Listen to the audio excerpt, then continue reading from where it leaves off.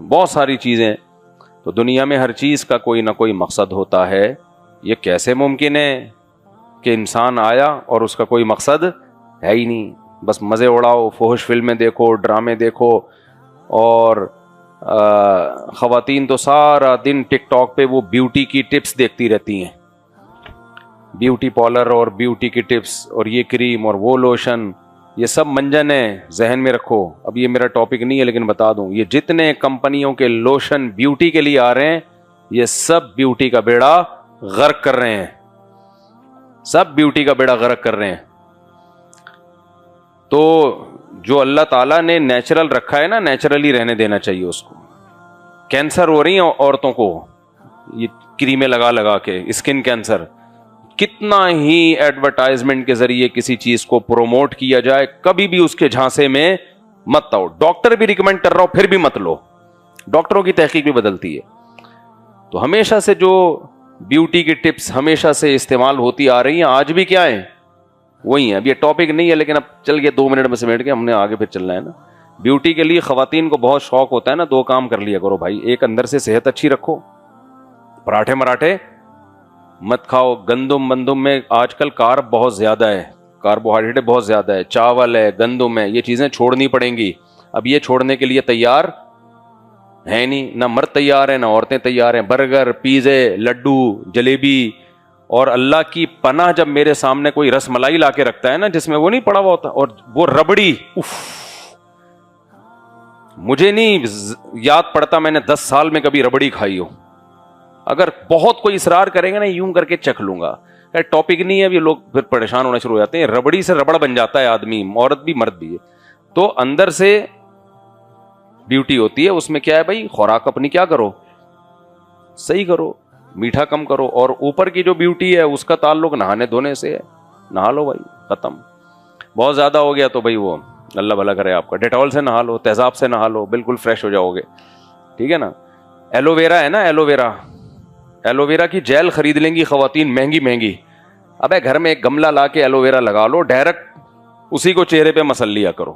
وہ ہمیشہ سے لوگ استعمال کرتے آ رہی ہیں. ایلو ویرا نہیں ہوتا گھی کوار, یہ کھایا بھی جاتا ہے, چہرے پہ لگایا بھی جاتا ہے. مجال ہے وہ مہنگی کریمیں باہر سے لے لیں گی, مگر یہ نہیں کہ گھر میں گملہ لگا کے وہی ایلو ویرا چہرے پہ مسل دیا جائے. تو آدمی بھی کر سکتا ہے, لیڈیز بھی کر سکتی ہیں. خیر, تو یہ بہت منجن. ایک ڈاکٹر نے بتایا کہ جس چیز کو بھی ٹیلی ویژن پہ پروموٹ کیا جا رہا ہے نا, چاہے کوئی بھی پیکنگ کی چیز ہو, اس کا مطلب یہ کھانے کی, یہ استعمال کرنے کی چیز نہیں ہے. اور کچھ خشک میوہ جات بھی ہیں. بادام کا بہت گہرا تعلق ہے بیوٹی سے, بس یہ بات رہ گئی تھی, ایسا نہ ہو کہ بادام کھایا کریں. ٹھیک ہے نا, وائٹامن ای ہوتا ہے اس میں. زیتون کا ایکسٹرا جو ورژن ہے نا, اولیو کچا, 1-2 چمچے وہ پی لیا کریں, بس کافی ہے. پھر بھی بیوٹی نہ ہے نا, اس کا مطلب بیوٹی ہے ہی نہیں بھائی, سافٹ ویئر ہی نہیں ہے اپنی بیوٹی کے. سمجھ رہے ہو, سافٹ ویئر بھی تو ہونے چاہیے نا. تو ایک گنجا چلا گیا نا کہ مجھے صحرا باندھنا ہے, تو کسی نے کہا کہ کیلے اسے ٹھوکوں گا میں, یہاں پہ ٹکے گا کہاں یہ صحرا. تو بھائی صحرے کا وہی نہیں ہے نا, کوئی اس کو پکڑنے والی کوئی چیز ہی نہیں ہے صحرے. خیر, تو میں ایسا کر رہا تھا بھائی, ہر چیز کا مقصد ہوتا ہے. تو انسان کا مقصد اللہ نے بتایا ہے. یہ صرف کون بتاتا ہے؟ اسلام. اللہ کہتے ہیں الذی خلق الموت والحیات, میں نے موت اور زندگی کو پیدا کیا, لیبلوکم ایکم احسن عملا. کتنا سکون دے دیا اللہ نے ہمیں یار ہماری زندگی میں. فرمایا میں دیکھنا چاہتا ہوں تم میں اچھا عمل کون کرتا ہے. بس اب ہماری پوری زندگی اسی اصول کے تحت گزرے گی. آپ کہو بھائی یہ تو اللہ نے مشکل میں ڈال دیا ہمیں, یہ تو بڑا مشکل کام ہمارے ذمہ لگا دیا, بس ہمارا ایک ہی ہدف ہے اچھا کرنا ہے, تو یہ تو بڑا مشکل کام ہو گیا نا. بھائی گندا بننا ہمارا کام ہوتا تو آسان ہوتا. بھائی گورے کا کام کیا ہے, اچھے برے کی اس کو کوئی غرض نہیں ہے, وہ شراب پیتا ہے, زنا کرتا ہے, یہ کرتا ہے, وہ کرتا ہے. اور ہمیں اللہ نے کہہ دیا بھائی اچھا بننا تمہاری زندگی کا ہدف ہے. تو میں یہ کہہ رہا ہوں اللہ نے ہمیں سکون میں دے دیا. سوال پیدا تو سکون میں نہیں, اللہ نے تو ہمیں کیا کر دیا ہے, ٹینشن میں ڈال دیا ہے. بھائی جان سکون میں ڈال دیا اللہ تعالیٰ نے ہمیں. آپ کسی چیز پہ عمل کریں نہ کریں, لیکن آپ کو پتا ہونا کہ صحیح ٹریک ہے کیا, تو زندگی سکون سے گزرتی ہے. بے شک وہ ٹریک مشکل ہو, لیکن ایک ٹریک آسان ہے. مگر آپ کو پتہ نہیں کہ یہ مجھے میری منزل تک لے کے جا رہا ہے کہ نہیں جا رہا. تو بس کا اور اس روڈ کے کھڈے نہ ہونے کا تو مزہ آئے گا, لیکن ہر وقت آپ کی ٹینشن میں اضافہ ہوتا رہے گا. آسان مثال سے سمجھا کے آگے چلتا ہوں.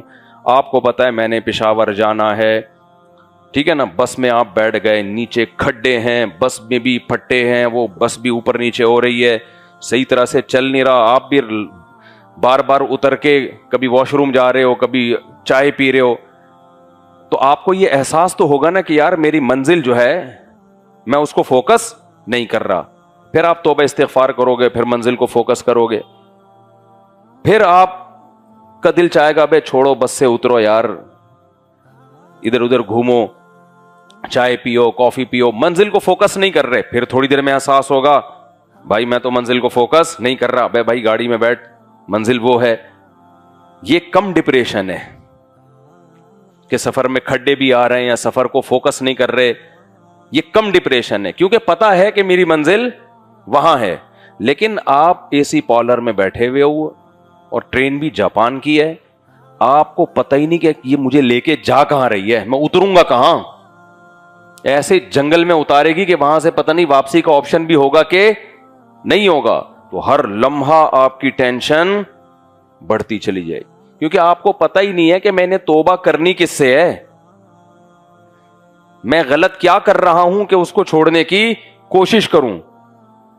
آپ کو یہی نہیں پتا چلے گا میں یہ صحیح کر رہا ہوں غلط کر رہا ہوں, میں صحیح سفر پہ جا رہا ہوں غلط سفر. ہمیں یہ تو پتا ہے کہ اگر کوئی ہم میں گٹکا کھاتا ہے یار غلط کر رہا ہوں, اسے چھوڑنے کی کوشش بولو کرنی چاہیے. میں شراب پی رہا ہوں تو غلط کر رہا ہوں, اسے چھوڑنے کی کوشش کرنی چاہیے. میں نماز چھوڑ رہا ہوں تو غلط کر رہا ہوں, اسے اس عادت کو ختم کرنے کی کوشش کرنی چاہیے. خدا کی قسم جسے منزل کا پتہ ہوتا ہے وہ نسبتاً سکون میں ہوتا ہے, اور جسے منزل ہی کا پتہ نہیں ہوتا قرآن اس کی مثالیں دیتا ہے کہ وادی میں ایسے یہیمون حیران سرگردان جیسے کوئی پاگل دیوانہ باولا کتا نہیں ہوتا. کتوں کی دو قسمیں ہیں, ایک نارمل کتے ہوتے ہیں تمیز سے بیٹھے ہوئے ہیں, ویسے تو بیٹھے ہوئے ہوتے نہیں ہیں لیکن خیر فرض کر لیتے ہیں, ایک باولے کتے ہوتے ہیں. کل میں آ رہا ہوں نا ڈیفینس میں بیان کر کے, گاڑی آ رہی ہے کتا پیچھے تکڑ تکڑ تکڑ تکڑ, میں نے کہا کیوں اپنی انرجی بلا وجہ ضائع کر رہا ہے, کتے کی حرکتیں دیکھو یار. آرام سے ہم اپنی گاڑی میں آ رہے ہیں اور آرام سے, وہ ایک دم پہلے کتا کیا کرتا ہے یوں دیکھتا ہے, قریب آنے دے پھر ریس لگاؤں گا تیرے سے نا. جیسے ہی میں قریب آ جاؤں تکڑ تکڑ ہو بھونک بھی رہا ہے. میں نے کہا یہ دیکھو اس لیے اس کو کتا کہتے ہیں, ہر وقت کتے پن پہ رہتا ہے. نہ تو گاڑی کے اندر چھلانگ لگا کے آ سکتا ہے, نہ تو گاڑی کا مقابلہ کر سکتا ہے, بلا وجہ بھاگے جا رہا ہے بھاگے جا رہا ہے بھاگے جا رہا ہے, بھونک رہا ہے. جب اس کو اندازہ ہو گیا بھائی میرے بس کا نہیں ہے تو اس سے نہیں ہو پائے گا تو پیچھے رہ گیا. جو بھی شخص یہ کام کرتا ہے نا, فضول ایکٹیویٹیز میں اپنی صلاحیتوں کو برباد کرتا ہے, تو وہ بھی حرکتیں کون سی کر رہا ہے, کتے والی. تو سارا دن بیٹھ کے سیاسی تبصرہ کرنا, اس کو برا اس کو بولا, یہ اچھا وہ اچھا فلانا ایسا فلانا. ابے چھوڑ دے, ان سے آپ کی انرجی خرچ ہوگی, لیڈروں پہ کوئی فرق نہیں پڑے گا. تو آپ وہ کام کرو جو آپ کے کرنے کا, ٹائم ویسٹ نہ کرو. تو کتے کی دو قسمیں, ایک نارمل کتا ہوتا ہے جو بس اتنا کیا اور بیٹھ گیا, اس کو احساس ہو گیا بھائی تیرے تجھ سے نہیں ہو پائے گا. لیکن باولا کتا کیا کرتا ہے, باولے کتے کو تو کم بخت کو پتہ ہی نہیں چل رہا ہوتا میں نے کرنا کیا ہے, کس پہ بھونکنا ہے کس پہ نہیں بھونکنا ہے, کیا کھانا ہے. پتھر ماریں گے نا پتھر کھائے گا وہ. ہم نے دیکھا ہے باولے کتے کو پتھر مارو گے نا وہ بھاگتے ہوئے پتھر کیچ کرنے کی کوشش کرے گا. کیوں, اس کو پتہ ہی نہیں ہے کہ صحیح کیا ہے اور غلط کیا ہے. یہ جو نارمل کتا تھا اس کو بھی نہیں پتا تھا صحیح کیا ہے غلط کیا ہے, تو اس نے تھوڑی دیر غلط کیا, گاڑی کے پیچھے بھاگا, تھوڑی دیر میں اندازہ ہو گیا یہ کیا کر رہا ہوں میں غلط, بیٹھ گیا آرام سے. تو مسلمان جس کو پتا ہونا کہ میری منزل کیا ہے وہ غلطی کر بھی لیتا ہے, اسے احساس ہوتا ہے بھائی یہ کرنے کا کام نہیں ہے, توبہ کرو, علماء کے پاس جاؤ, بزرگوں سے تعلق قائم کرو, کہیں سے موٹیویشن لو, کہیں سے ہمت پکڑو, اس برائی کو چھوڑو. غیر مسلم کے پاس یہ آپشن نہیں. وہ قرآن کے الفاظ ہیں, یہیمون وادیوں میں حیران سرگردان گھومتے ہیں. اللہ نے سورہ نور میں مثال دی ہے جیسے سمندر کی تہ میں اندھیرا ہو اور کوئی ہاتھ نکال کے دیکھے تو ہاتھ بھی سجائی نہ دے. تو آپ بتاؤ اس کو کیا پتا کہ میں نے قدم کہاں رکھنا ہے, آگے جانا ہے ادھر جانا ہے, کچھ بھی نظر نہیں آ رہا. تو یہ حال ہوتا ہے کافروں کا. تبھی ڈپریشن میں جاتے ہیں, اسٹریس میں جاتے ہیں. تو اس لیے اللہ نے کیا فرمایا, لیبلوکم ایکم احسن عملا. دیکھو میرے بھائی, اللہ نے تمہیں ڈاکٹر بننے کے لیے پیدا نہیں کیا, انجینئر بننے کے لیے پیدا نہیں کیا, سائنسدان بننے کے لیے پیدا نہیں کیا, پھونکوں والی سر استغفر اللہ, اور اللہ بھلا کرے آپ کو. اللہ نے آپ کو جو پیدا کیا ہے نا, کس کام کے لیے؟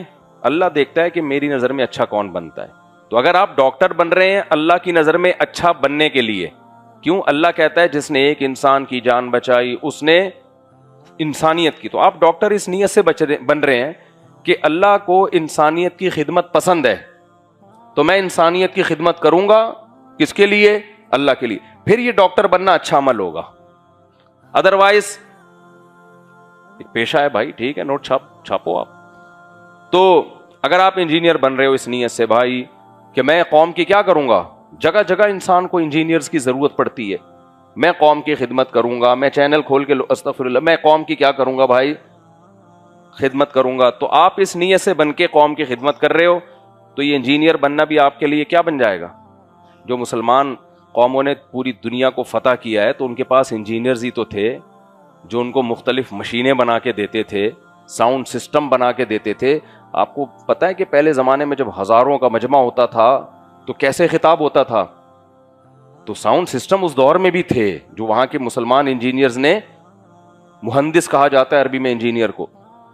تو خیر, آپ تاجر بن رہے ہو, اگر تجارت برائے تجارت مقصد ہے تو یہ کوئی اچھا عمل نہیں ہے بھائی. دنیا وہ تو کافر بھی تاجر ہوتے ہیں, لیکن آپ تاجر بن رہے ہو, آپ کی نیت ہے کہ میں تاکہ لوگوں کے سامنے ہاتھ نہ پھیلاؤں, اللہ کو اوپر والا ہاتھ نیچے والے ہاتھ سے, جملہ کمپلیٹ کر دیا کریں, پسند ہے.